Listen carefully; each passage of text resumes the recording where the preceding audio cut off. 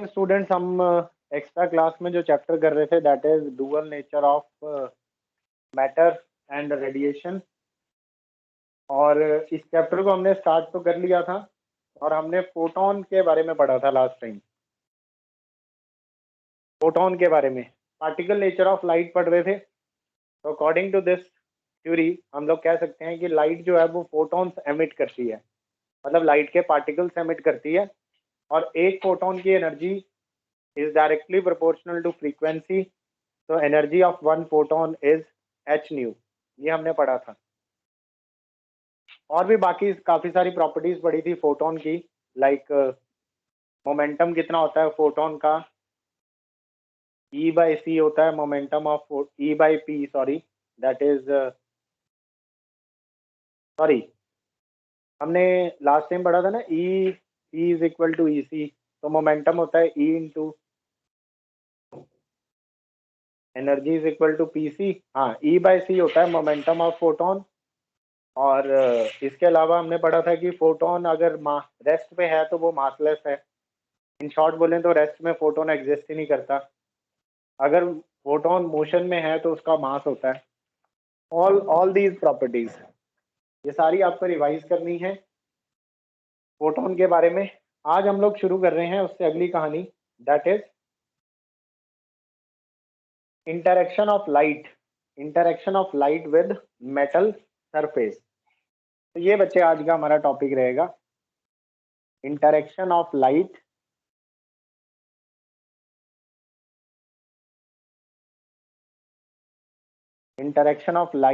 With metal surface.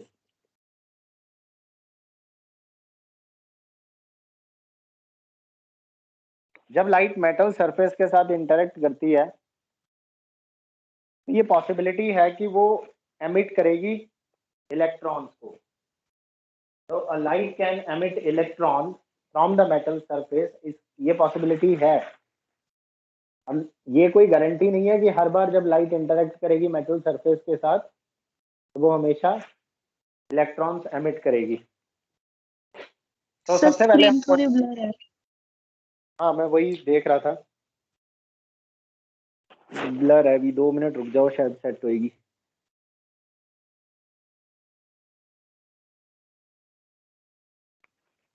Now interaction of light with metal surface. तो बच्चे इसमें सबसे पहला पॉइंट हम लोग लिखेंगे, व्हेन अ लाइट रे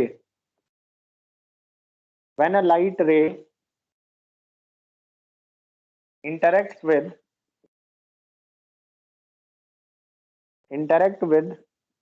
a metal surface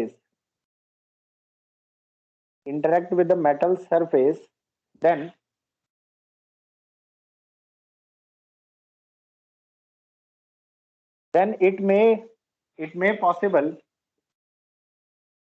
I'm not saying 100%, no, not 100%, guarantee के साथ नहीं कह रहे, हो सकता है। then it may possible that metal surface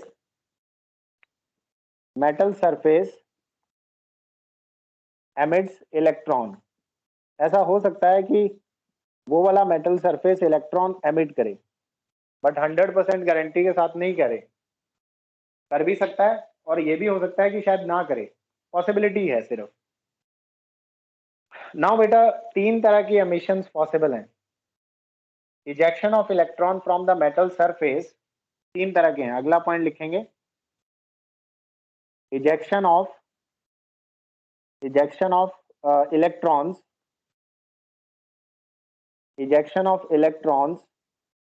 from the metal surface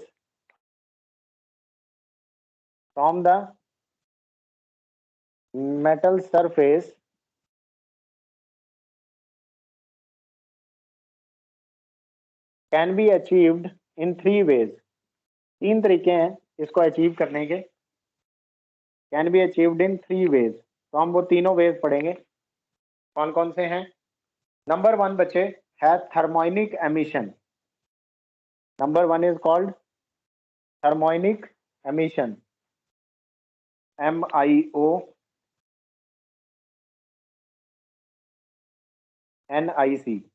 thermionic emission thermionic emission नाम से समझ में आ रहा है। थर्मल मतलब होता है एनर्जी, हीट एनर्जी। तो सपोज करो कि अपने पास ये मेटल सरफेस है और इसके पास ये इलेक्ट्रॉन्स हैं। मेटल तो हमें पता है, मेटल के पास तो बहुत सारे फ्री इलेक्ट्रॉन्स होते हैं। अब मेटल के फ्री इलेक्ट्रॉन का मतलब ये नहीं होता कि वो पूरी तरह फ्री हैं, जैसे कि किसी गैस के अंदर पार्टिकल्स मूव करते हैं इधर उधर, वैसे नहीं है। फ्री मीन्स दैट कि they are loosely bound. Free कौन से होते हैं? जो सरफेस पे होते हैं वो फ्री इलेक्ट्रॉन्स होते हैं, जो सरफेस पे होते हैं। ऐसा इसलिए होता है कि जो सरफेस के पास जो इलेक्ट्रॉन होता है उसके नेबरिंग एटम्स के साथ उसकी इंटरेक्शन कम होती है। देखो ऐसे है, जो बल्क में होगा, आप इसके केमिस्ट्री का स्ट्रक्चर देखो। अब जो इलेक्ट्रॉन यहाँ होगा बच्चे, उसके आसपास तो बहुत सारे एटम्स होंगे और बहुत सारे एटम्स के न्यूक्लियस भी होंगे और वो न्यूक्लियस इसको अट्रैक्ट कर रहे होंगे। लेकिन जो इलेक्ट्रॉन सरफेस पे होगा यहाँ, उसके आसपास नेबरिंग एटम्स कम होंगे। तो कंपैरेटिवली वो बल्क वाले इलेक्ट्रॉन से जो सरफेस वाला इलेक्ट्रॉन है उस पे अट्रैक्शन कम है न्यूक्लियस की, कि उसके उसके सराउंडिंग में नंबर ऑफ एटम्स कम होते हैं। मेरी बात समझ रहे हो ना? यस नो बोलो। हाँ, यस सर। तो फ्री इलेक्ट्रॉन से हमारा मतलब ये नहीं है कि पूरी तरह फ्री, यानी still they are bounded with the neighbouring atoms और with the neighbouring nucleus. But हाँ, कंपैरेटिवली वो थोड़े कम, आप कह सकते हो लूजली बाउंड होते हैं as compare to the bulk electrons. तो उन्हें फ्री इलेक्ट्रॉन्स कहा जाता है मेटल्स में। अब होगा क्या, अगर आप यहाँ से हीट एनर्जी प्रोवाइड करेंगे, थर्मोनिक एमिशन का मतलब है कि आप हीट प्रोवाइड करें, और जब आप हीट प्रोवाइड करें तो पॉसिबिलिटी है कि यहाँ से इलेक्ट्रॉन निकल के बाहर आ जाए, इलेक्ट्रॉन इजेक्ट हो जाए। तो these are ejected electrons, these are ejected electrons. और आपने जो एनर्जी दी है वो कौन सी थी? Heat energy.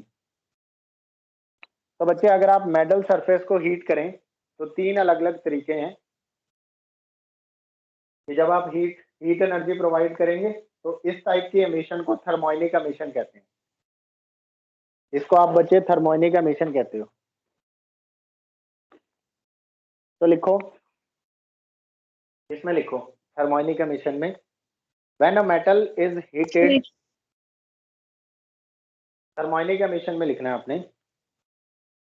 मतलब ये मेथड्स हैं इलेक्ट्रॉन इजेक्ट करवाने के। अगर किसी मेटल के सरफेस से इलेक्ट्रॉन बाहर निकलवाने हैं तो क्या पॉसिबिलिटीज हैं, क्या मेथड्स हैं। तो पहला है थर्मोनिक एमिशन। इसमें आप लिखोगे when a metal is heated to a suitable temperature, when a metal is heated to a suitable temperature, then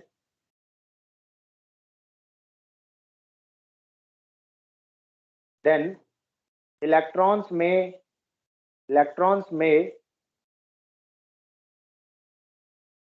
अभी तो ऐसे लिख लो, then electrons are emitted from its surface, then electrons are emitted।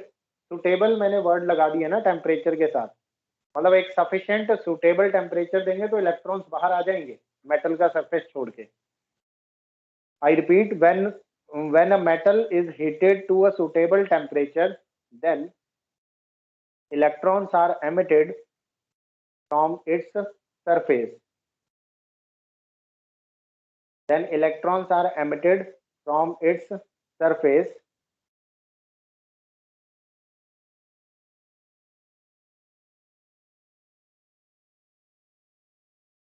In this type of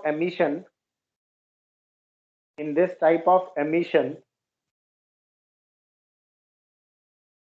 thermal energy is absorbed by, in this type of emission, thermal energy is absorbed by the free electrons of metal.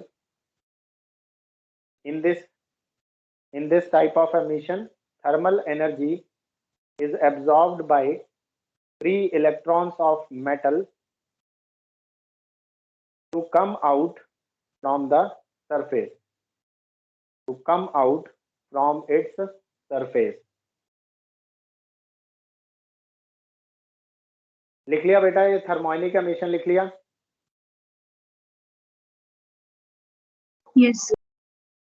तो ये होती है thermionic emission, यानी आप thermal energy दो और electron उस energy को एब्जॉर्ब करें, और जो भी इलेक्ट्रॉन सरफेस वाले हैं यानी जो फ्री इलेक्ट्रॉन्स है वो सरफेस से बाहर निकल आएंगे।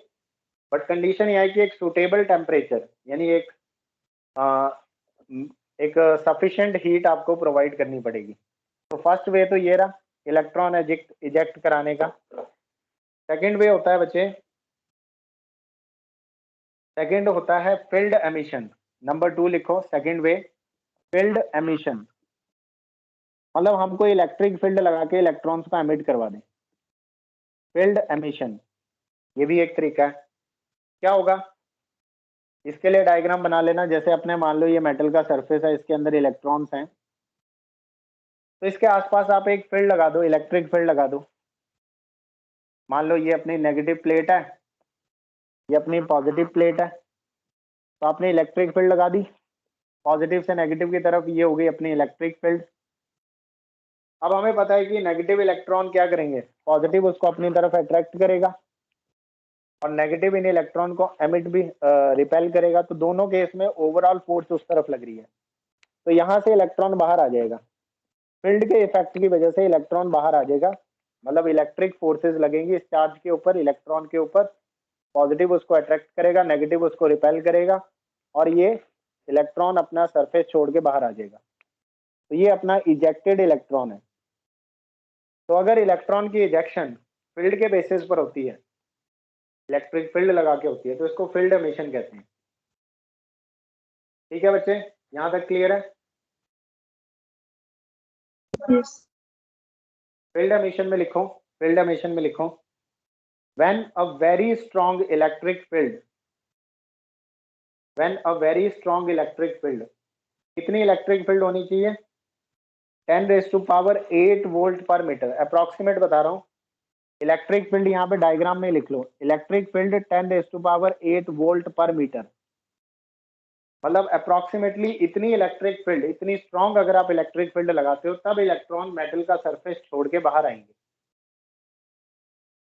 तो लिखो when a very strong electric field, bracket में लिख लेना 10⁻8 वोल्ट पर metre, when a very strong electric field is applied to a metal, is applied across a metal plate, across a metal plate, when a very strong electric field is applied across a metal plate, then the electric force, then electric force of electric field, then electric force of electric field can pull the electrons, then electric force of electric field can pull the electrons from the metal surface.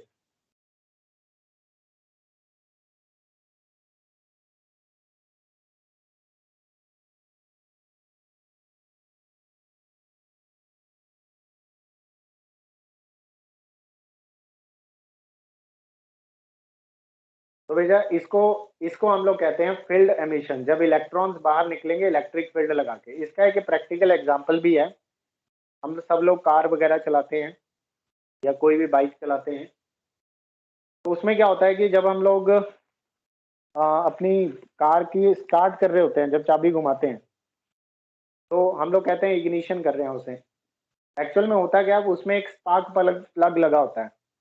वो spark plug क्या करता है, एक strong electric field generate करता है। Spark plug लगा होता है ना ऑटोमोबाइल्स में, स्पार्क प्लग में क्या होता है, इलेक्ट्रिक फील्ड क्रिएट करते हैं, एक स्ट्रॉन्ग इलेक्ट्रिक फील्ड क्रिएट करते हैं छोटे से गैप में, बहुत छोटे से गैप में काफी ज्यादा स्ट्रॉन्ग इलेक्ट्रिक फील्ड क्रिएट हो जाती है। जैसे ही हम चाबी घुमाते हैं एक स्ट्रॉन्ग इलेक्ट्रिक फील्ड क्रिएट होती है, और वो स्ट्रॉन्ग इलेक्ट्रिक फील्ड क्या करती है, वहां से इलेक्ट्रॉन निकाल लेती है बाहर, और हमारी जो कार है वो स्टार्ट हो जाती है। तो उसमें जो इलेक्ट्रॉन एमिशन का जो प्रोसेस चल रहा है उसे हम लोग कहते हैं फील्ड एमिशन, क्योंकि वहां इलेक्ट्रिक फील्ड की वजह से एमिशन हो रही है। तो बच्चे ये थी सेकंड टाइप ऑफ एमिशन। इसके अलावा थर्ड टाइप की जो एमिशन है जो हम 3 टाइप्स की पढ़ेंगे। यहाँ तक लिख लिया बच्चों सबने? लिख लिया आप लोगों ने, यस और no? Yes sir. Third type की जो एमिशन है जिससे कि हम लोग किसी मेटल सरफेस से इलेक्ट्रॉन्स को बाहर निकाल सकते हैं, वो है ये वाली जो हमारा बेसिकली मतलब है अपना लाइट वाली।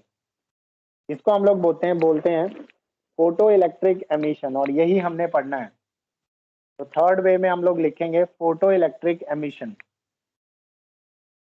लाइट की मदद से हम किसी मेटल सरफेस से इलेक्ट्रॉन्स एमिट करवाएंगे। तो थर्ड टाइप की जो अपनी एमिशन है, third type, that is photo electric emission. Photo electric emission, इसमें क्या होगा? इसमें मान लो अपने पास ये मेटल सरफेस है, उसके अंदर ये फ्री इलेक्ट्रॉन्स हैं।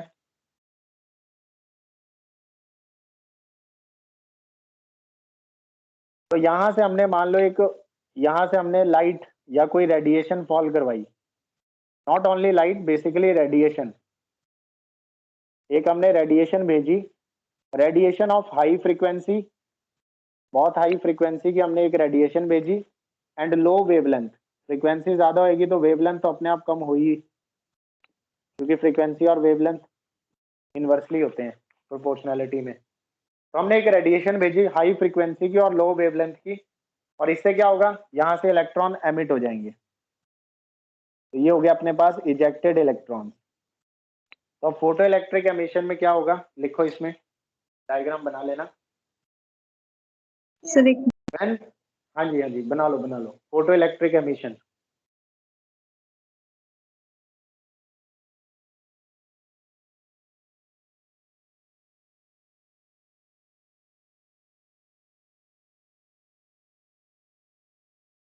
Done.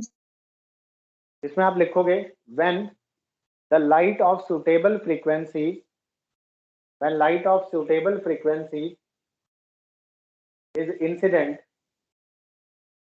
when light of suitable frequency is incident on a metal surface, when a light, or you can say that radiation, when a light of suitable frequency is incident on a metal surface, then electrons are emitted from the surface. Then electrons are emitted from the surface.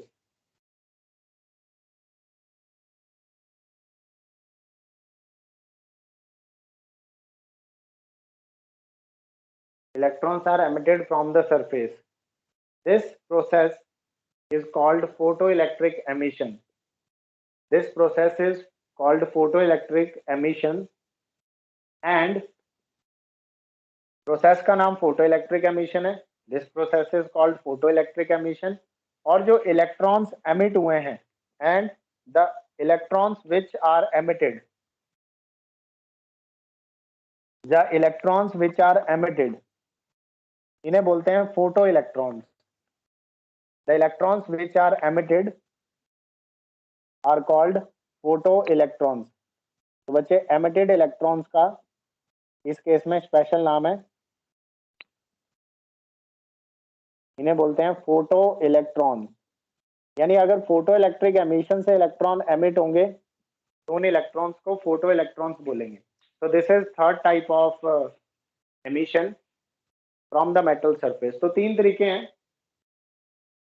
या तो हम लोग बहुत strong field लगा दें, या फिर हम बहुत स्ट्रांगली हीट कर दें, या फिर एक अच्छी खासी फ्रीक्वेंसी की रेडिएशन एमिट करवाएं मेटल सरफेस पे, तब इलेक्ट्रॉन्स एमिट हो सकते हैं। तो हमने ये वाला पढ़ना है, radiation of high frequency, photo electric emission को हमने पढ़ना है। ये अपना मेन काम है। यहां तक क्लियर है बच्चों? यस और नो? Yes sir. अब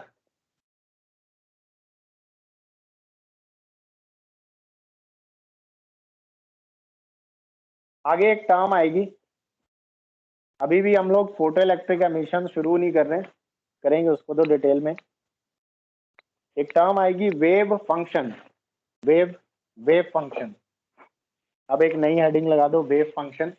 बेटा मिनिमम कितनी मिनिमम कितनी एनर्जी चाहिए हमें मेटल सरफेस से इलेक्ट्रॉन्स को एमिट करवाने के लिए, इलेक्ट्रॉन्स को एमिट करवाने के लिए मेटल सरफेस से बाहर निकालने के लिए कितनी मिनिमम एनर्जी चाहिए, उस मिनिमम एनर्जी को हम लोग कहते हैं वर्क फंक्शन। तो अपनी हेडिंग लगा दो वर्क फंक्शन, इसकी डेफिनेशन लिखने जा रहे हैं। वर्क फंक्शन को हम लोग सिंबल फाई से डिनोट करते हैं। सर ये वर्क फंक्शन है या wave function? Work work WORK work function. Work function यानी ये जो वर्क डन हो रहा है, जो इलेक्ट्रॉन्स एमिट हो रहे हैं, इसे कितनी मिनिमम एनर्जी की रिक्वायरमेंट है इलेक्ट्रॉन्स को मेटल सरफेस से बाहर निकालने के लिए, इसे वर्क फंक्शन कहते हैं। ये टर्म्स बिल्कुल क्लियर होनी चाहिए आपको, इसमें कोई कंफ्यूजन नहीं होनी चाहिए। The minimum amount of energy, इसमें आप लिखोगे the minimum amount of energy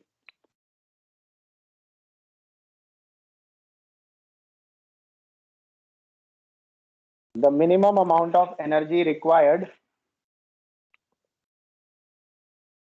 the minimum amount of energy required to eject an electron from a metal surface। एक इलेक्ट्रॉन निकालने के लिए, याद रखना, एक इलेक्ट्रॉन निकालने के लिए कितनी मिनिमम एनर्जी चाहिए। The minimum amount of energy required to eject an electron from the metal surface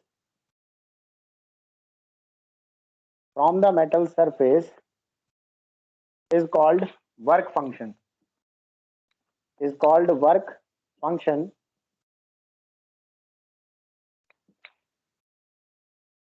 Generally work function यानी phi is measured in electron volt. Generally हम इसे इलेक्ट्रॉन वोल्ट्स में मेजर करते हैं, मतलब जो यूनिट्स यूज करते हैं इस एनर्जी के लिए वो इलेक्ट्रॉन वोल्ट होती है। तो एक इलेक्ट्रॉन को मेटल सरफेस से बाहर निकालने के लिए कितनी एनर्जी चाहिए minimum, that minimum energy is called work function, और इसे हम नॉर्मली इलेक्ट्रॉन वोल्ट में मेजर करते हैं। ठीक है बेटा, समझ आ गया सबको वर्क फंक्शन क्या है? Yes sir. ओके, नाउ एक बहुत ही इंपॉर्टेंट बात जिसे आप नोट करेंगे। बेटा वैसे तो हमने कह दिया कि मिनिमम हमें इतनी एनर्जी चाहिए इलेक्ट्रॉन एमिट करवाने के लिए, मिनिमम मतलब अगर हम इससे ज्यादा एनर्जी देंगे, वर्क फंक्शन से ज्यादा एनर्जी अगर हम लोग देंगे तो इलेक्ट्रॉन एमिट होगा, इलेक्ट्रॉन एमिट हो जाएगा मेटल सरफेस से। इलेक्ट्रॉन को बाहर निकाला जा सकता है मेटल सरफेस से अगर हम लोग वर्क फंक्शन से ज्यादा एनर्जी प्रोवाइड करें, बट इसकी भी 100% गारंटी नहीं है, पॉसिबिलिटी है, it is just a possibility कि अगर उससे कम हो तो फिर तो हो ही नहीं सकता। बट आई मीन टू से कि अगर हमारी एनर्जी वर्क फंक्शन से कम है तो 0% चांस है कि इलेक्ट्रॉन बाहर निकलेगा, कोई परसेंटेज नहीं है। बट अगर हम एनर्जी वर्क फंक्शन से ज्यादा देंगे तो भी बच्चे 100% गारंटी नहीं है कि इलेक्ट्रॉन बाहर निकलेगा ही निकलेगा। इट इज नॉट 100% ट्रू कि जब भी हम एनर्जी वर्क फंक्शन से ज्यादा प्रोवाइड करेंगे तो इलेक्ट्रॉन सरफेस छोड़ के बाहर आ जाएगा। पॉसिबिलिटी है, यानी चांसेस बढ़ जाते हैं, 70% 60% चांसेस हो जाते हैं कि इलेक्ट्रॉन सरफेस छोड़ के बाहर आएगा, बट नेसेसिटी नहीं है। इस बात का आपको ध्यान रखना है। Just a minute.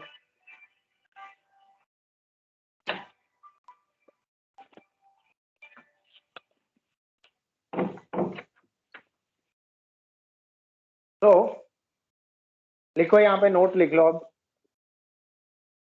नोट लिख लो, इसमें आप लिखो if we supply energy, if we supply energy, मान लो आप एनर्जी सप्लाई दे रहे हैं E, if we supply energy greater than work function, if we supply energy greater than work function phi,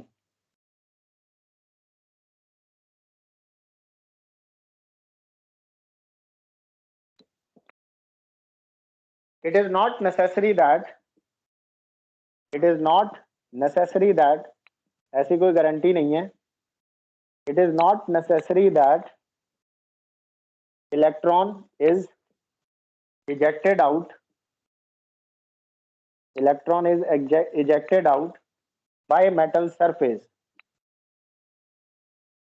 सिर्फ पॉसिबिलिटीज बढ़ जाती हैं और कुछ नहीं। दैट इज, हम सिर्फ ये नहीं लिखेंगे कि इलेक्ट्रॉन विल कम आउट, हम लिखेंगे इलेक्ट्रॉन मे कम आउट। इलेक्ट्रॉन बाहर आ सकता है, इलेक्ट्रॉन में come out if energy is greater than work function. ठीक है बच्चे, ये बहुत ही इंपॉर्टेंट पॉइंट है, बहुत ही कॉन्सेप्चुअल पॉइंट है, ये हमेशा आपको याद रखना है कि ये कोई 100% गारंटी नहीं है कि हम एनर्जी वर्क फंक्शन से ज्यादा दें और इलेक्ट्रॉन पक्का बाहर निकलेगा, ऐसा नहीं है। पॉसिबिलिटी है, इसके बाद पॉसिबिलिटी बन जाती है कि इलेक्ट्रॉन बाहर आ जाएगा। ठीक है बच्चे, यहां तक क्लियर है सबको? सर हाँ जी, सर जो आपने वर्क फंक्शन की डेफिनेशन बोली थी उसे रिपीट कर दो सर, उस समय मुझे स्क्रीन ही नहीं दिख रही थी, मैंने लिखा ही नहीं वर्क फंक्शन। ठीक है, लिख लो, मैं रिपीट कर रहा हूँ। वर्क फंक्शन की डेफिनेशन है the minimum amount of energy required, the minimum amount of energy required to eject one electron, the minimum amount of energy required to eject one electron from a metal surface, the minimum amount of energy required to eject one electron from a metal surface is called work function। यहां तक clear है? लिख ली? Yes sir. तो बच्चे मैं ये कह रहा था कि हमने कह दिया कि इतनी एनर्जी चाहिए, कम से कम इतनी एनर्जी चाहिए कि वर्क फंक्शन जितनी एनर्जी दोगे तो इलेक्ट्रॉन इजेक्ट हो सकता है, पर वो भी गारंटी नहीं है। ये पॉइंट भी आपने लिख लेना है नोट करके। Number 1 point is this, and second point is work function किस चीज पे डिपेंड करता है? बेटा वर्क फंक्शन डिपेंड करता है नेचर ऑफ मटेरियल पे। Work function depends on, phi depends on nature of material, phi depends on nature of material. Like अलग अलग मेटल का वर्क फंक्शन अलग अलग होगा। फॉर एग्जाम्पल अपने पास वर्क फंक्शन अलग अलग मटेरियल के हैं। जैसे बच्चे अपने पास सीजियम है, अगर हमारे पास सीजियम है तो सीजियम का वर्क फंक्शन जो होता है वो होता है 2.14 इलेक्ट्रॉन वोल्ट। और अगर हमें कैल्शियम का वर्क फंक्शन देखना है, कैल्शियम का वर्क फंक्शन होता है 3.20। वैल्यू याद नहीं करनी, बस एक आइडिया लेना और कुछ नहीं। कैल्शियम का होता है 3.20। ऐसे ही अगर हम लोग एल्यूमिनियम का देखें तो बच्चे एल्यूमिनियम का वर्क फंक्शन होता है 4.28 इलेक्ट्रॉन वोल्ट। और प्लेटिनम का देखें या निकल का देखें, निकल का जो वर्क फंक्शन होता है वो होता है 5.15। तो मतलब ये सिर्फ एक आइडिया दे रहा हूँ कि जैसे जैसे मटेरियल बदलेगा अलग अलग मटेरियल का वर्क फंक्शन भी अलग अलग है। यानी अगर हमें सीजियम के मेटल में से एक इलेक्ट्रॉन बाहर निकालना है तो मिनिमम जो हमें एनर्जी चाहिए वो 2.14 इलेक्ट्रॉन वोल्ट है। इतनी एनर्जी या इससे ज्यादा एनर्जी अगर आप प्रोवाइड करोगे तो चांस बन जाएगा कि इलेक्ट्रॉन बाहर निकले, तो भी गारंटी नहीं है, तो चांस बन जाएगा कि इलेक्ट्रॉन बाहर आ सकता है। ठीक है बच्चे, समझ आ गया? सर वर्क फंक्शन कैसे निकालते हैं? वर्क फंक्शन निकालने का आगे फॉर्मूला मिलेगा, तो हम लोग निकालेंगे, आगे फॉर्मूला है इसका, लेकिन अभी नहीं बता सकता। जब हम पार्टिकल नेचर ऑफ लाइट यानी आइंस्टाइन का कॉन्सेप्ट लगा के जब फोटो इलेक्ट्रिक एमिशन को पढ़ेंगे तो हम वर्क फंक्शन का भी हमें फॉर्मूला मिल जाएगा। ठीक है, यहाँ तक कोई डाउट? यहाँ तक समझ आ गया सबको? Yes sir. चलो फाइनली हम तैयार हैं। अब फाइनली हम लोग तैयार हैं फोटो इलेक्ट्रिक एमिशन से स्टार्ट करने के लिए। फोटो इलेक्ट्रिक इफेक्ट हमने पहले भी पढ़ा होता है, ऐसा नहीं है। आपने शायद कभी पहले भी फोटो इलेक्ट्रिक इफेक्ट के बारे में पढ़ा होगा, केमिस्ट्री में या कहीं और पढ़ा है आपने? यस सर, 11th में केमिस्ट्री। हाँ 11th में पढ़ा होता है आपने फोटो इलेक्ट्रिक इफेक्ट। वहां पर भी यही सेम चीजें होती हैं, बस थोड़ा डिटेलिंग में है यहाँ ज्यादा, बस आप ये कह सकते हो यहाँ थोड़ा ज्यादा डिटेल में है। तो बच्चे अब हेडिंग लगा दो अपनी, photo electric effect. Photo electric effect. अब ये ध्यान रखना कि आप फोटो इलेक्ट्रिक इफेक्ट को तभी समझ सकते हो अगर आपको फोटोन पता है क्या चीज है। सबसे पहली चीज, अगर आपको ये चीजें पता है तो ये आगे शुरू करने का फायदा है। फोटोन आपको पता होना चाहिए। फोटोन लाइट एनर्जी का एक पैकेट है। पार्टिकल मॉडल कहता है कि सोर्स ऑफ लाइट से फोटॉन्स एमिट होते हैं। उस फोटोन की सारी प्रॉपर्टीज आपको पता होनी चाहिए, स्पेशली उसकी एनर्जी और उसका मोमेंटम। सेकंड, आपको एक टर्म पता होनी चाहिए, intensity of light. Intensity of light से आप समझ सकते हो ब्राइटनेस ऑफ लाइट। बच्चे इंटेंसिटी अगर बढ़ती है तो नंबर ऑफ फोटॉन्स, यानी जो सोर्स है वो ज्यादा फोटॉन्स एमिट करता है, नंबर ऑफ फोटॉन्स बढ़ जाते हैं। If you increase the intensity of light, it means कि वो सोर्स कम टाइम में ज्यादा फोटॉन्स एमिट करता है, सिर्फ नंबर ऑफ फोटॉन्स बढ़ते हैं, लेकिन फोटोन की एनर्जी नहीं बढ़ती। फोटोन की एनर्जी वही रहेगी, E is equal to h nu. ये लास्ट पॉइंट था लास्ट क्लास का, जब मैं इंटेंसिटी के बारे में बात कर रहा था कि एक फोटोन की एनर्जी होती है H into new, Planck's constant into frequency. एक फोटोन की एनर्जी इतनी ही रहेगी, बस वो फ्रीक्वेंसी पे डिपेंड करेगी। अगर फ्रीक्वेंसी नहीं चेंज होती तब तक इसकी एनर्जी फिक्स है। तो अगर आप मान लो, ऐसे समझो, सपोज आपके पास एक एलईडी है, आपके पास एक एलईडी है और एक और दूसरा कोई सोर्स ऑफ लाइट है, मतलब आपके पास दो बल्ब हैं, ऐसे समझो। मान लो कि एक बल्ब 100 वॉट का है और दूसरा बल्ब जो है वो 1000 वॉट का है। ऑब्वियसली इसकी पावर ज्यादा है और इस बल्ब नहीं, इसकी पावर कम है, इस बल्ब की पावर ज्यादा है। तो बेटा जितनी ज्यादा पावर, ब्राइटनेस उतनी ज्यादा, यही तो हम लोग कहते हैं। ऐसा बल्ब के केस में ऐसा ही होता है, पावर के साथ ब्राइटनेस बढ़ जाती है। लेकिन आजकल तो हमें पता है कि कम पावर वाले भी कम पावर से भी ब्राइटनेस बढ़ा सकते हैं। लेकिन अभी के लिए, आइडिया के लिए समझो, इसकी पावर कम है तो इसकी ब्राइटनेस थोड़ी कम है कंपैरेटिवली, यानी इसकी इंटेंसिटी कम है बच्चे, इसकी इंटेंसिटी कम है। मतलब क्या है इसका? इसका मतलब ये है कि ये वाला जो बल्ब है, ये एक सेकंड में, सपोज करो, ये एक सेकंड में ये 100 फोटॉन्स निकालता है। मतलब कि इस बल्ब से एक सेकंड में 100 फोटॉन्स एमिट होंगे। और ये जो ज्यादा इंटेंसिटी वाला बल्ब है, ये एक सेकंड में 1000 फोटॉन्स एमिट करेगा। यानी इंटेंसिटी का मतलब है कितने फोटॉन्स एमिट कर सकता है वो कम से कम टाइम में, ये मतलब होता है इंटेंसिटी का। इंटेंसिटी का कोई लेना देना नहीं होता एनर्जी के साथ, बहुत बड़ी कंफ्यूजन है। ये चीज आपको क्लियर करके चलनी है कि इंटेंसिटी बढ़ाओगे तो नंबर ऑफ फोटॉन्स बढ़ जाएंगे, वो सोर्स ज्यादा फोटॉन्स एमिट करेगा, पर एनर्जी, फोटोन की एनर्जी नहीं बढ़ेगी।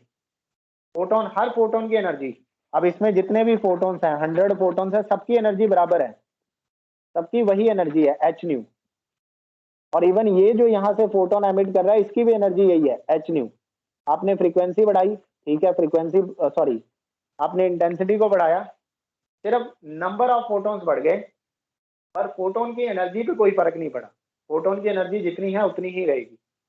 That is what I mean कि इंटेंसिटी सिर्फ नंबर ऑफ फोटोन्स को बढ़ाती है। हाँ, ओवरऑल एनर्जी बढ़ जाएगी बेटा, टोटल एनर्जी तो बढ़ जाएगी। अगर एक फोटोन की एनर्जी एच न्यू है तो टोटल एनर्जी होगी 100 एच न्यू, और यहाँ पर एक फोटोन की एनर्जी एच न्यू है तो टोटल एनर्जी होगी 1000 एच न्यू।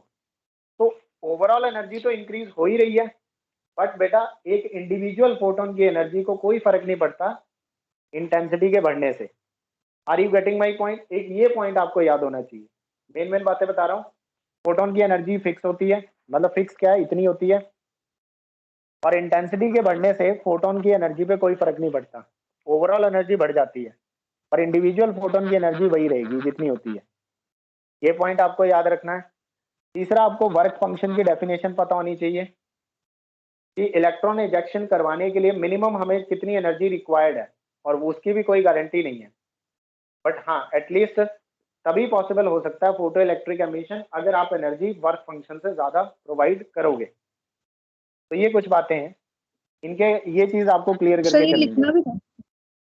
नहीं बच्चे, ये लिखना नहीं था, ये मैं सिर्फ आपको रिवाइज करा रहा हूँ, ये मैं लिखवा चुका हूँ। अगर आप फोटोन वाला सेक्शन देखोगे ना Yes. लास्ट क्लास का, उसके लास्ट पॉइंट में मैं ये लिखवा चुका हूँ, मैं बस रिवाइज करा रहा था कि आपको ये चीजें समझ आनी चाहिए बस। चलो आओ, सबसे पहले फोटो इलेक्ट्रिक इफेक्ट, पहले तो लिखो बच्चे, it is one photon, it is one photon one electron, it is one photon one electron ejection phenomena, it is one photon one electron ejection phenomenon। मतलब क्या है? मतलब ये है बेटा कि एक फोटोन एक ही इलेक्ट्रॉन को इजेक्ट करवा सकता है, एक से ज्यादा नहीं। एक फोटोन एक इलेक्ट्रॉन पे काम करेगा। और जो हम फोटो इलेक्ट्रिक पढ़ रहे हैं किस बेसिस पे पढ़ रहे हैं? On the basis of particle nature of light, क्योंकि पार्टिकल नेचर ऑफ लाइट ही फोटो इलेक्ट्रिक इफेक्ट को एक्सप्लेन कर रहा है। On the basis of particle nature of light हम लोग फोटो इलेक्ट्रिक इफेक्ट स्टार्ट कर रहे हैं। तो सबसे पहला पॉइंट है, it is one photon one electron ejection phenomena, यानी एक फोटोन एक ही इलेक्ट्रॉन को इजेक्ट करेगा, एक फोटोन एक इलेक्ट्रॉन पे काम करेगा। Number one point is this. Second point is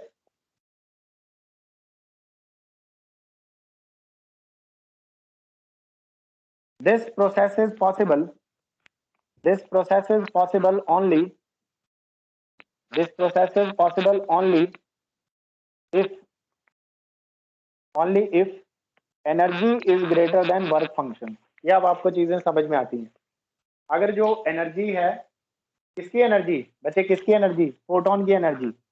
पूरा लिख देते हैं, only if energy of photon, energy of photon, एक फोटोन की energy is greater than work function. Work function भी यही है कि एक इलेक्ट्रॉन को बाहर निकालने के लिए कितनी मिनिमम एनर्जी चाहिए। तो अगर हमारे उस फोटोन की, जो फोटोन उस इलेक्ट्रॉन पे जाके काम कर रहा है, अगर उस फोटोन की एनर्जी वर्क फंक्शन से ज्यादा है, तो पॉसिबिलिटी है कि ये वाला फोटोन उस इलेक्ट्रॉन को बाहर निकाल सकता है, बट गारंटी फिर भी नहीं है। ये तो मैंने बेसिक पॉइंट लिख दिए फोटो इलेक्ट्रिक इफेक्ट के बारे में। बाकी इसकी डेफिनेशन क्या है? Photo electric effect is the phenomenon of, photoelectric effect, photoelectric effect is the phenomenon of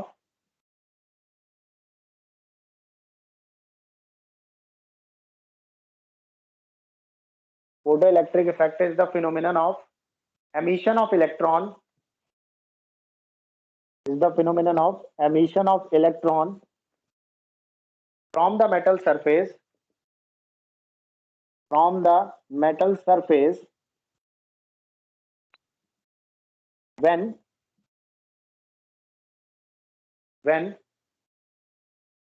light of sufficiently, when light of sufficiently low wavelength, बेटा वेवलेंथ कम होगी तो फ्रीक्वेंसी ज्यादा होगी, फ्रीक्वेंसी ज्यादा होगी तो एनर्जी ऑफ फोटोन ज्यादा होगी, क्योंकि energy is directly proportional to frequency. E is equal to nu, E is equal to h nu, याद होगा, H तो कांस्टेंट है।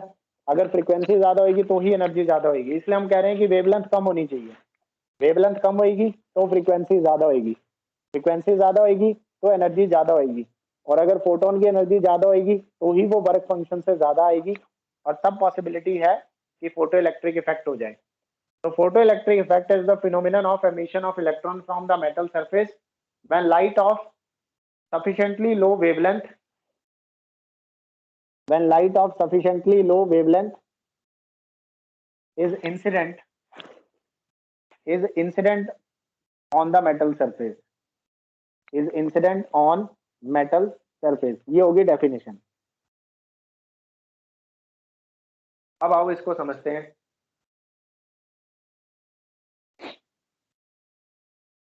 अच्छा एक हेडिंग और लगा दो, हमने कहा on the basis of particle nature of light, और यहीं पे साथ में लिख देना आइंस्टाइन इंटरप्रिटेशन। मतलब आइंस्टाइन ने क्या इंटरप्रिटेशन की है पार्टिकल फोटो इलेक्ट्रिक इफेक्ट की, हम वो पढ़ रहे हैं। साथ में ये भी लगा देना Einstein interpretation of, Einstein interpretation of हाँ, या फिर इतना लिख लो, Einstein interpretation of photo electric effect. ये सारे हेडिंग में ही है। फोटो इलेक्ट्रिक इफेक्ट हम लोग पार्टिकल नेचर ऑफ लाइट के बेसिस पर एक्सप्लेन कर रहे हैं, और किसने एक्सप्लेन किया था? आइंस्टाइन ने एक्सप्लेन किया था। तो this is Einstein interpretation of photo electric effect जो हम लोग पढ़ने जा रहे हैं। अब देखते हैं, आगे बढ़ते हैं।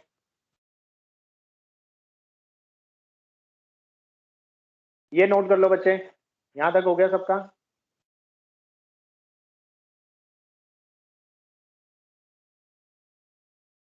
Yes sir. ओके।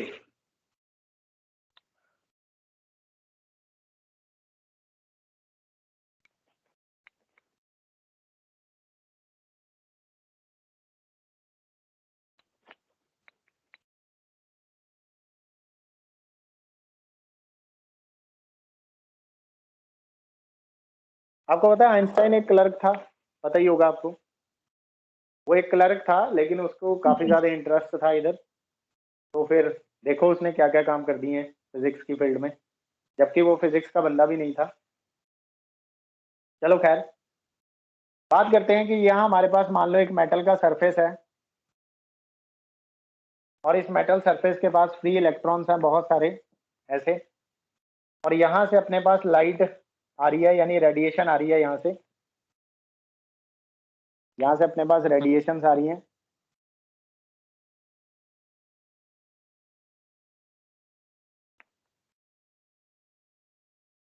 और जो एनर्जी लेके ये आ रहा है, इसके अंदर जो फोटोन होगा उसमें एक फोटोन की एनर्जी होगी h into nu. Nu अपने पास फ्रीक्वेंसी है, या बच्चे हम इसको कह सकते हैं सी बाय लैम्डा। तो जो एनर्जी अपने पास फोटोन की, मतलब इसके अंदर फोटोन्स होंगे ऐसे, मान लो ये फोटोन आ रहे हैं, ये जो मैंने दिखाया इट इज अ फोटोन। तो सोर्स से फोटोन्स निकल रहे हैं, और एक फोटोन की एनर्जी एच न्यू है। न्यू क्या है? फ्रीक्वेंसी, या फिर हम इसको लिख सकते हैं एच सी बाय लैम्डा। ऐसे फोटोन आ रहे हैं, ये फोटोन जाके इलेक्ट्रॉन पे काम करेगा, एक फोटोन एक इलेक्ट्रॉन पे काम करेगा, और यहाँ से इलेक्ट्रॉन एमिट हो जाएगा, इजेक्ट हो जाएगा। अच्छा, ये तभी पॉसिबल है, इलेक्ट्रॉन तभी पॉसिबल है if energy energy is greater than work function. वो हमें पता ही है, ये हमने लिख ही लिया था। चलो, उसके बाद अब मानते हैं कि आपने एग्जाम्पल के साथ समझते हैं। मान लो आपके पास एनर्जी है अलग अलग, यहाँ पे आपने एनर्जी प्रोवाइड कर रहे हैं, यहाँ से सोर्स से जो रेडिएशन आ रही है उसमें फोटोन की एनर्जी देखते हैं।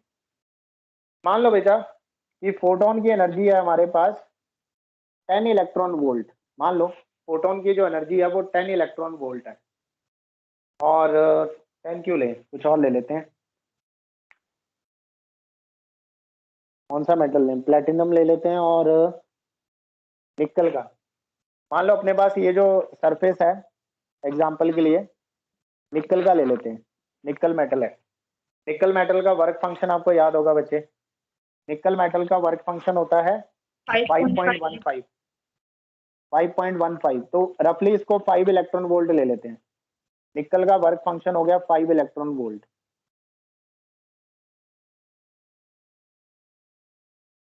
तो मैं 4-5 केस करूंगा डिस्कस। तो ये तो हो गया वर्क फंक्शन, ये तो फिक्स है निकल के लिए बच्चे, ये फिक्स है 5 इलेक्ट्रॉन वोल्ट। और हम जो एनर्जी दे रहे हैं, मान लो हम एनर्जी दे रहे हैं, सपोज करो हम एनर्जी दे रहे हैं 8 इलेक्ट्रॉन वोल्ट की। हर बार हम लोग 8 इलेक्ट्रॉन वोल्ट की एनर्जी दे रहे हैं। ऑब्वियसली 8 इलेक्ट्रॉन वोल्ट की एनर्जी बहुत है, क्योंकि ये एनर्जी वर्क फंक्शन से ज्यादा है, दिख रहा है? यस और नो? तो चांसेस हैं कि इलेक्ट्रॉन एमिशन हो सके। तो अब देखते हैं, पर ऐसा भी होता है कि इसमें से कुछ एनर्जी कॉलिजन्स में वेस्ट हो जाती है। वेस्टेज देखते हैं, wastage due to what? Wastage due to collision. मतलब क्या होते हैं कि आप बाहर से एनर्जी सप्लाई करते हो, और ये इलेक्ट्रॉन आपस में ही कॉलिजन्स करते रहते हैं। मतलब आपने बाहर से एनर्जी दी 8 इलेक्ट्रॉन वोल्ट की, ऑब्वियसली इलेक्ट्रॉन वो एनर्जी अब्जॉर्ब करेंगे, और जब इलेक्ट्रॉन एनर्जी अब्जॉर्ब करेंगे तो दे विल कोलाइड, एक दूसरे के साथ कॉलिजन्स करेंगे। जैसे हम कहते हैं करंट के केस में रेजिस्टेंस होता है, वैसे तो कुछ एनर्जी ये वेस्ट कर देते हैं। ऐसे ही नहीं है कि आपने जो एनर्जी सप्लाई की वो सारी की सारी यूज करेगा, वो नहीं, ऐसा नहीं है। तो कुछ एनर्जी वो कॉलिजन्स में वेस्ट कर देते हैं। तो देखते हैं वेस्टेज कितनी है। तो बच्चे अगर वेस्टेज है मान लो 0, मतलब कॉलिजन ही नहीं की, सपोज वेस्टेज 0 है, तो ये सारी की सारी एनर्जी 8 इलेक्ट्रॉन वोल्ट की एनर्जी किसको मिलेगी? ये काइनेटिक एनर्जी बन जाएगी इलेक्ट्रॉन की।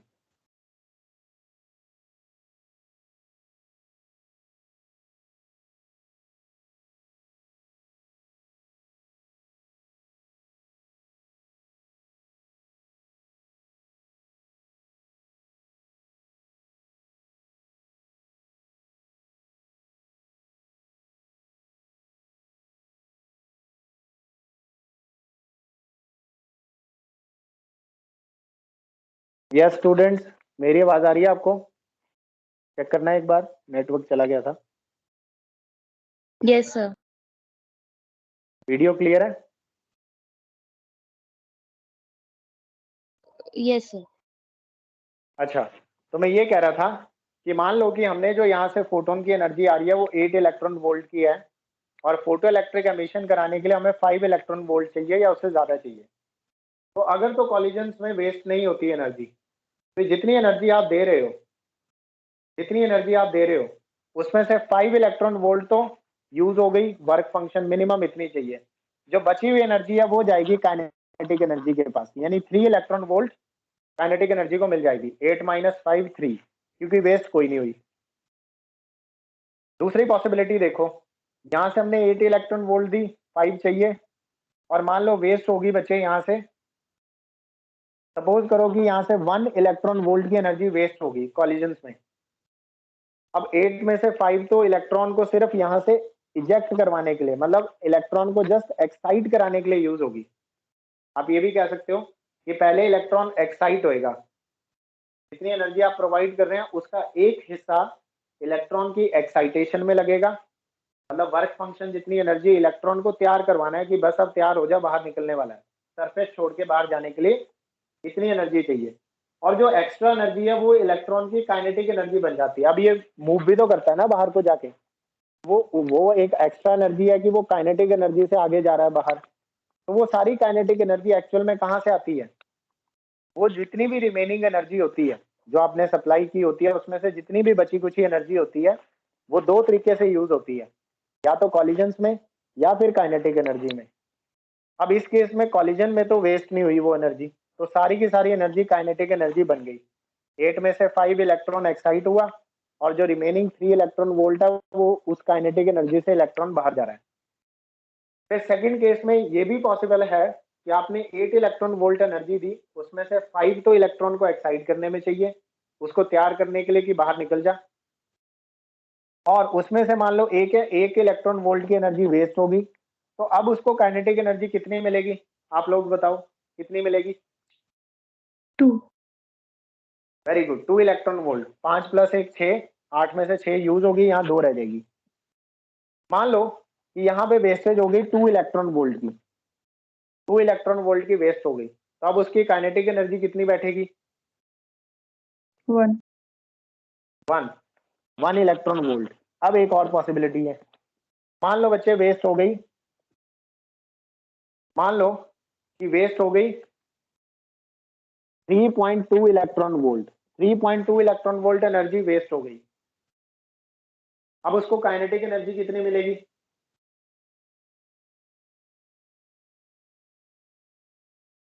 सर ये तो माइनस में होगा। माइनस में देखो बेटा, मिलेगी नहीं, सप्लाई आप 8 दे रहे हो, 8 में से 3.2 इलेक्ट्रॉन वोल्ट की एनर्जी यूज हो गई वेस्टेज में, इन्होंने कॉलिजन्स कर ली, बची कुची है 4.8, और 4.8 से तो इसका वर्क फंक्शन भी कंप्लीट नहीं हो रहा, यानी इजेक्शन होएगी ही नहीं। मेरी बात समझ रहे हो? नो इजेक्शन, पार्टिकल बाहर ही नहीं निकलेगा, तो काइनेटिक एनर्जी कहाँ से होगी? क्योंकि सारी की सारी एनर्जी जो आप सप्लाई कर रहे हो 8 इलेक्ट्रॉन वोल्ट की एनर्जी, उसमें से 3.2 इलेक्ट्रॉन वोल्ट तो वेस्ट होगी कॉलिजन्स में, बची कितनी? 4.8 बची। अब वो 4.8 तो वर्क फंक्शन को भी कंप्लीट नहीं कर रही, यानी वर्क फंक्शन भी कंप्लीट नहीं हुआ हमारा, तो इलेक्ट्रॉन इजेक्ट ही नहीं होगा, तो काइनेटिक एनर्जी कहाँ से आएगी जब बाहर ही नहीं निकला? जब इलेक्ट्रॉन निकला ही नहीं तो दौड़ेगा कैसे? मेरी बात समझ रहे हो? यस और नो? यस।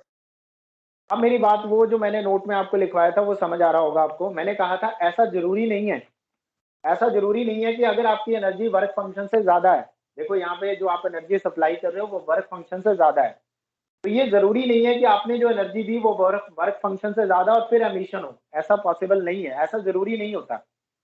चांसेस हैं, अगर वेस्टेज कम होती है, अगर बच्चे वेस्टेज कम होती है तो हो सकता है हाँ कि इजेक्शन हो जाएगी और इलेक्ट्रॉन दौड़ेगा किसी एनर्जी से, पर ऐसा हर बार भी सही नहीं है। तो it is not always necessary कि आपकी एनर्जी वर्क फंक्शन से ज्यादा है और फिर भी इलेक्ट्रॉन इजेक्ट हो, ऐसा जरूरी नहीं है। हो सकता है कि आपने जो एनर्जी सप्लाई किया वो कॉलिजन्स में वेस्ट होगी हो। Are you getting my point बच्चों? यस और नो बोलो, समझ आ रही है मेरी बात?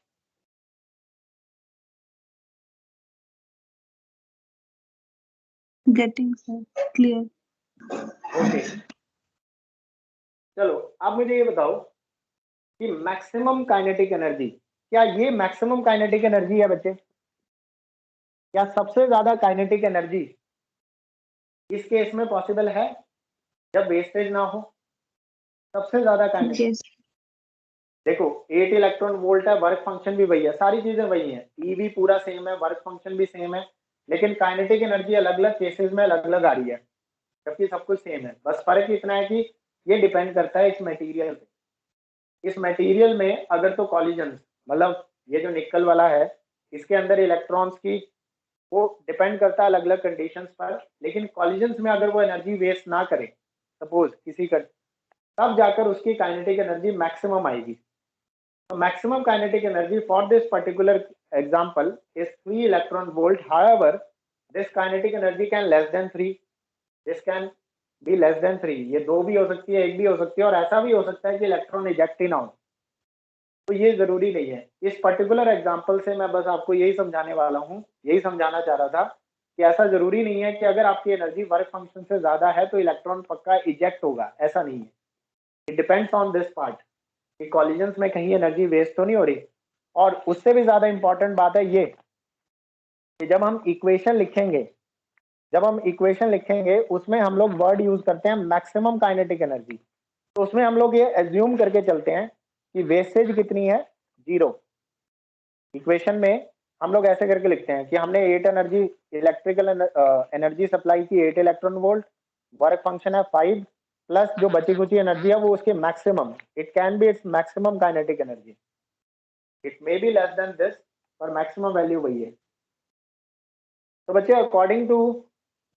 अकॉर्डिंग टू आइंस्टाइन, अगर आपने ये नोट कर लिया है तो मैं आगे चलूं, रब कर दूं इसे, ठीक है। फोटो इलेक्ट्रिक इफेक्ट को हम लोग आइंस्टाइन की इंटरप्रिटेशन से समझ रहे हैं, ये जो मैं सारी बातें बता रहा हूँ ये उसी ने बताई हैं।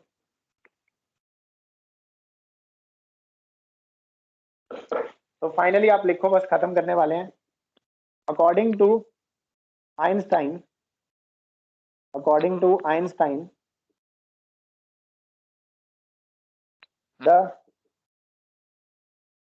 the supplied energy,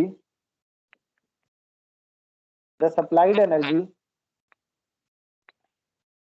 of photon, the supplied energy of photon is utilized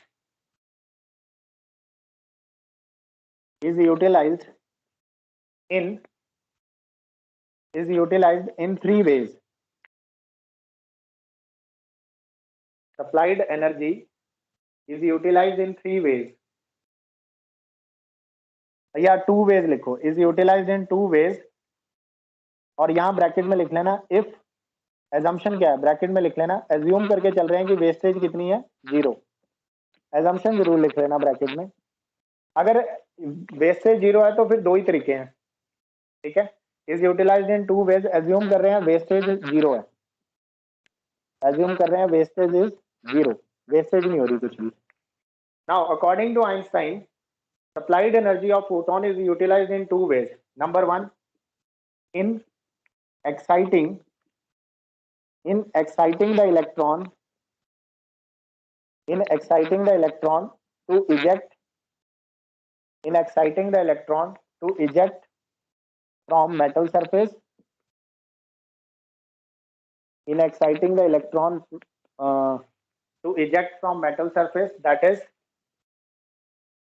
इतनी एनर्जी वर्क फंक्शन में यूज हो रही है 5, और बच्चे जो दूसरी एनर्जी है वो उसकी, अब क्योंकि हम वेस्टेज 0 मान रहे हैं तो बाकी काइनेटिक एनर्जी में जा रही है, तो जो दूसरी है बची कुची वो उसकी काइनेटिक एनर्जी में जा रही है।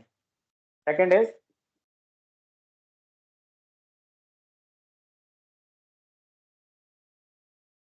इन प्रोवाइडिंग, सेकंड यूज हो रही है in providing kinetic energy, in providing kinetic energy to ejected electron, in providing kinetic energy to ejected electron, that is k max। अच्छा मैं मैक्स क्यों लिख रहा हूँ, क्या आपको समझ आ रहा है? Why I am writing k maximum? Yes, ये आपको sir. समझ आ रहा है? ओके तो क्योंकि वैसे हमने ये एज्यूम कर लिया ना कि वेस्टेज 0 है, तो ऑब्वियसली फिर काइनेटिक एनर्जी अपनी मैक्सिमम वैल्यू पे है, वरना उससे कम भी हो सकती है। अगर वेस्टेज होती जैसे 1 2 3 है यहाँ पे, तो यहाँ कुछ ना कुछ काइनेटिक एनर्जी कम भी हो सकती है, लेकिन मैक्सिमम वैल्यू वही होगी जब अपनी वेस्टेज 0 है। तो फाइनली अपने पास इक्वेशन तैयार होने वाली है। तो हम लोग कैसे लिख सकते हैं? देयरफॉर हम लोग लिख सकते हैं बच्चे E is equal to energy given is equal to, नहीं ऐसे मत लिखो, हम लोग ऐसे लिख सकते हैं, चलो ऐसे भी लिख दो, energy given is equal to एक तो वर्क फंक्शन प्लस दूसरा मैक्सिमम काइनेटिक एनर्जी। ठीक है बच्चे, इज इट क्लियर?